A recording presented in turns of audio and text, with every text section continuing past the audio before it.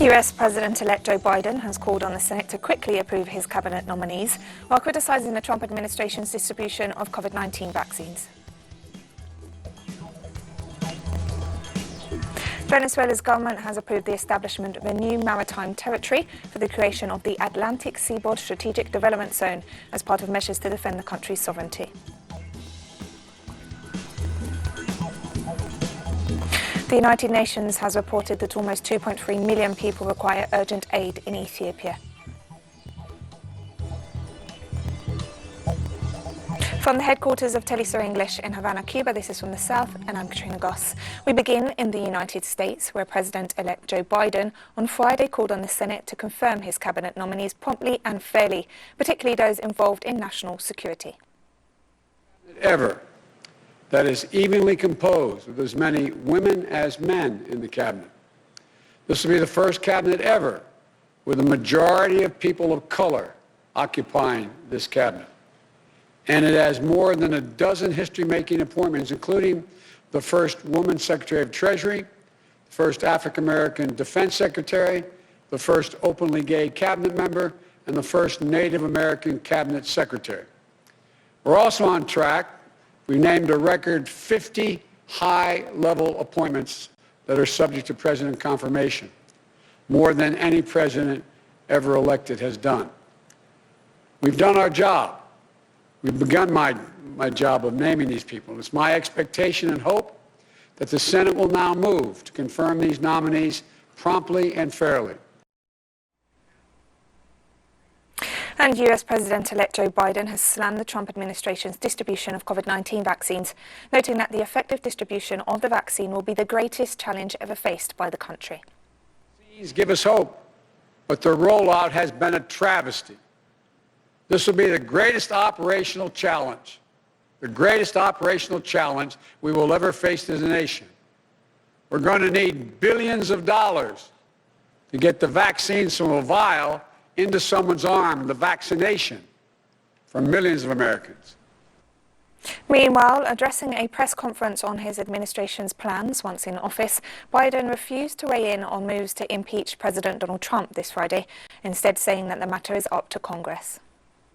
What the Congress decides to do is for them to decide.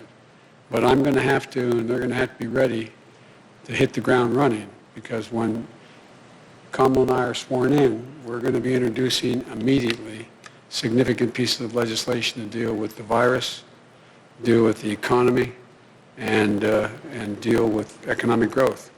So we're going to do our job, and the Congress can decide how to proceed with theirs.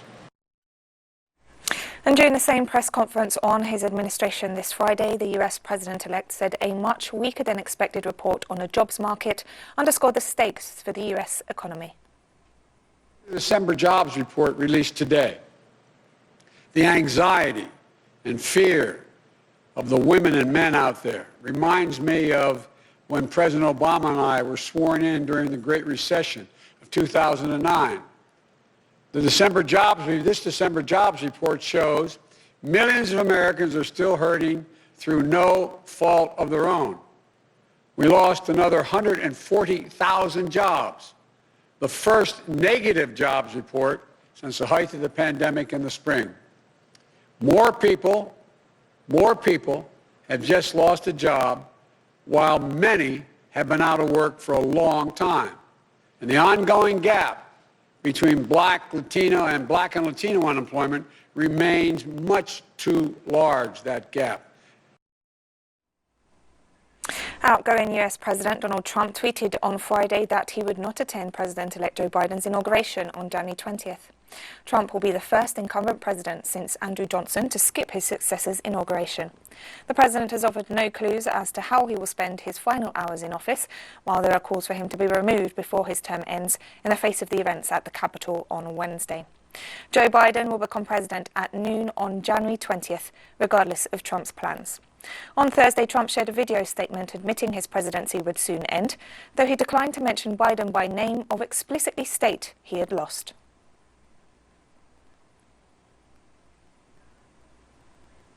Several Trump administration officials have resigned after Wednesday's violent events at the Capitol. On Thursday, Transportation Secretary Elaine Chao announced her resignation to be effective on January 11th, becoming the first member of the cabinet to quit following the storming of the Capitol building. Also on Thursday, Education Secretary Betsy DeVos submitted her resignation to President Trump after serving as part of his team since 2017.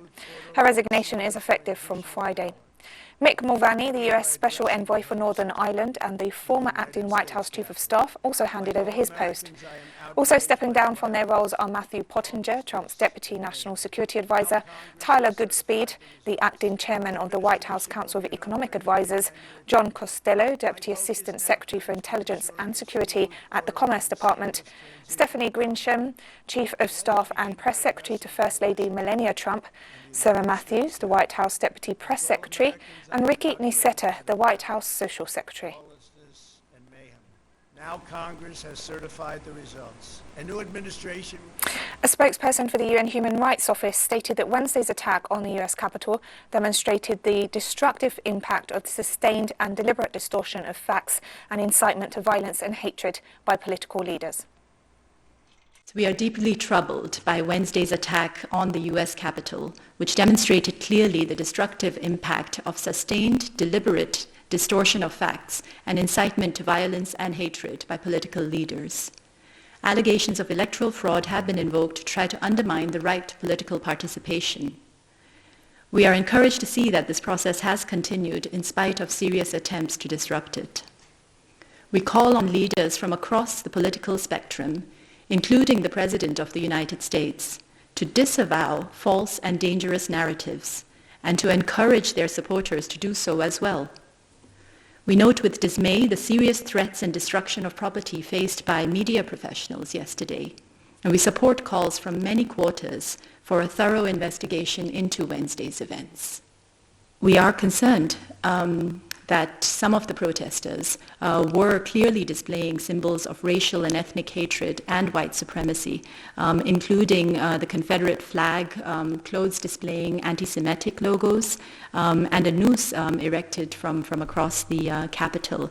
We condemn this display of overtly racist symbols, and we call on all the political leaders to also condemn the use of such overtly racist.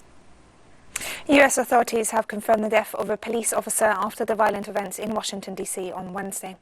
Officer Brian Sicknick died after being seriously injured by Donald Trump's supporters on Wednesday during the storming of the Capitol in Washington. According to the security agency, Sicknick was guarding the seat of Congress when the mob forced its way into the complex. With the death of the officer, the number of fatalities resulting from Wednesday's violent events has now risen to 5.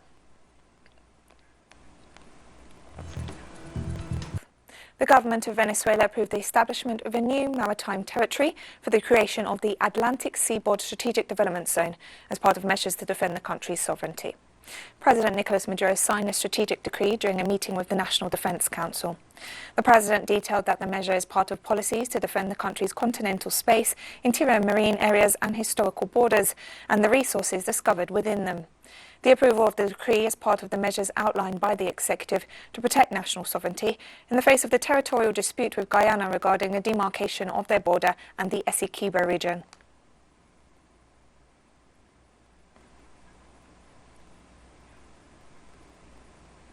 The Executive Board of the Venezuelan chapter of the Indigenous Parliament of the Americas was elected this Friday with the mission of working for the well-being of indigenous peoples. The ceremony took place in the Legislative Palace of Caracas with the participation of 21 National Assembly members. The board will be presided by lawmaker Jimmy Rodriguez. The group of parliamentarians committed themselves to promoting laws to improve the quality of life of indigenous communities. They also stated that the Bolivarian Revolution had promoted and facilitated the inclusion of indigenous peoples within Venezuelan society, while the political class of the past had marginalized them.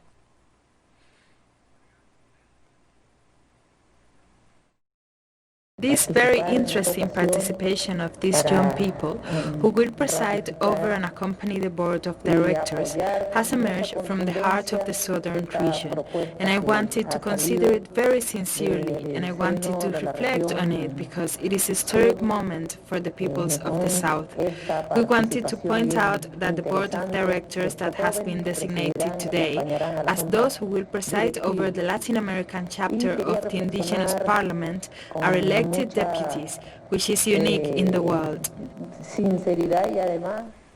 In Colombia, violence against former guerrillas and social and community leaders continues. The Common Alternative Revolutionary Force Party denounced this Thursday the murder of Diego Maria Yuli Rivera, a former combatant who is in the process of reincorporation into society in the city of Cali. With this new assassination, 3 former guerrillas have been killed so far in 2021, and a total of 252 signatories to the 2016 peace accords. In this sense, the leadership of the FARC party is demanding that the authorities carry out the necessary investigations to clarify the events and discover the whereabouts of the perpetrators.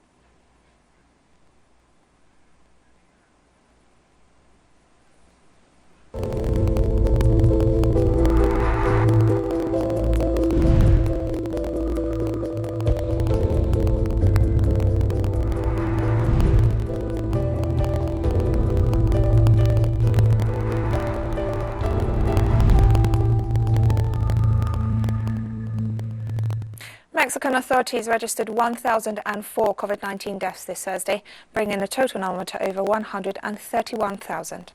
In the last 24 hours, more than 13,700 positive cases were detected nationwide, for a total of over 1.4 million since the beginning of the pandemic.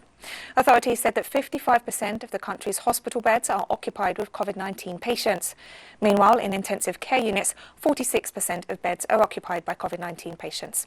According to President Andrés Manuel López Obrador, by the end of January, all healthcare workers will have been vaccinated against COVID-19, and the campaign to vaccinate the elderly will begin.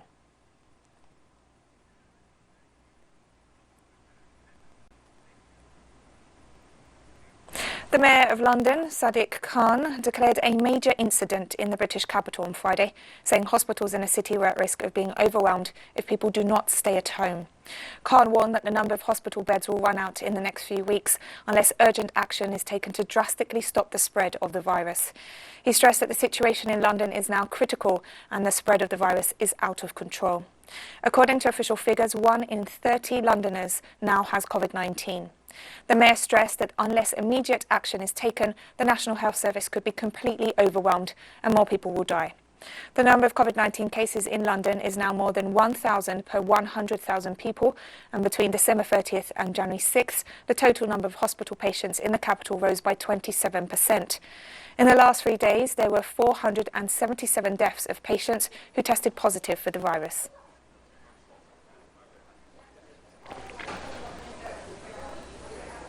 Well, I would have declared a major incident if I wasn't concerned. It's unusual for a mayor to declare a major incident across a city, but this is a pan-London crisis.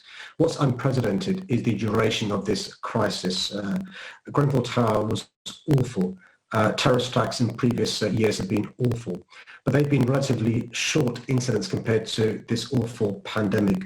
And what I think we're seeing is a combination of these additional pressures placed on every single part of our society in London, whether it's hospitals, whether it's the ambulance service, whether it's the fire service, the police service, care homes, or those who would normally be going to work and be contributing to our economy. It's really important we all understand this is serious. It's the most serious it's been. And unless we reduce the virus spreading, the NHS will run out of beds.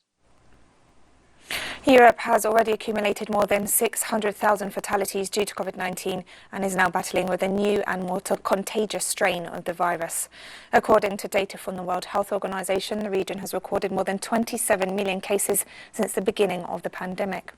The European branch of the WHO said this Thursday that joint measures were required among the governments of the region in order to face what it described as an alarming situation caused by the new and more contagious variant of COVID-19 recently discovered in the United Kingdom. The health agency stressed that it's necessary to increase the measures of social distancing and biosecurity in the face of a possible new wave of contagion due to the latest strain of the virus. Fighting is still going on in several parts of Ethiopia's northern Tigray region, and almost 2.3 million people, or nearly half of the population, urgently need aid, according to a United Nations report. The report says that food supplies are very limited, looting is widespread, and insecurity remains high. Federal government troops are fighting the Tigray People's Liberation Front, the political party that governs the region. The government declared victory in late November, but the Liberation Front has vowed to continue fighting. The findings in the UN report said the humanitarian situation is dire and 2 out of 4 refugee camps in Tigray remain inaccessible. The fact-finding teams also said schools, hospitals and administrative offices had been looted and damaged, while only 5 out of 40 hospitals in Tigray are physically accessible.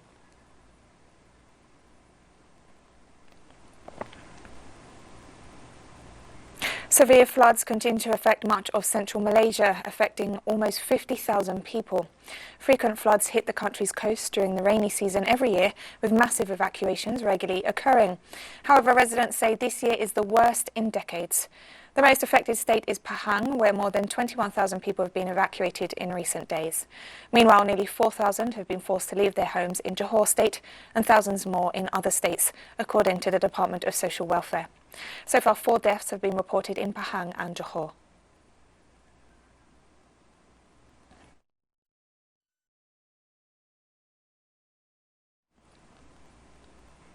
Russia and China have opposed a candidate from Fiji to lead the top United Nations human rights body, creating a deadlock just as the United States may seek to rejoin the forum it quit in 2018.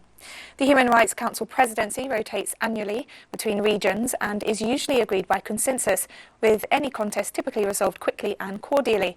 However, the current impasse means the Council, the only global intergovernmental body to promote and protect human rights, is set to resume work in Geneva next week with no leader for the first time in its 15-year history. While the Council's decisions are not legally binding, they carry political weight and the body can authorise probes into violations. It's not clear how the impasse will be resolved.